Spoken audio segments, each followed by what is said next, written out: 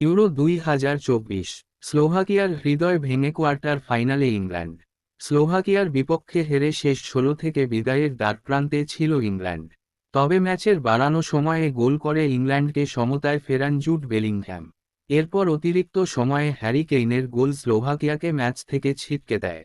জার্মানির গেলসেনকির্চেনে রোববার 30 জুন শেষ 16-র অতিরিক্ত সময়ে গড়ানো ম্যাচে স্লোভাকিয়াকে 2-1 গোলে হারিয়ে শেষ 8 নিশ্চিত করেছে ইংল্যান্ড। গ্রুপ পর্বে ইংল্যান্ডের খেলা দেখে সকলেই কোচ সাউথগেটের সমালোচনা করা শুরু করে। এমন অবস্থায় রোববার ইউরোর শেষ 16-র ম্যাচে স্লোভাকিয়ার কাছে প্রায় হেরেই গিয়েছিল ইংল্যান্ড। তবে বেলিংহ্যাম ও কেইনের গোলে শেষ রক্ষা হয় থ্রি লায়ন্সদের। শুরু থেকে বল দখল ও আক্রমণের পসরা সাজিয়ে বসে ইংল্যান্ড। তবে ম্যাচের 25 মিনিটে ইভান স্ট্রানোজ স্লোভাকিয়াকে লিড এনে দেন।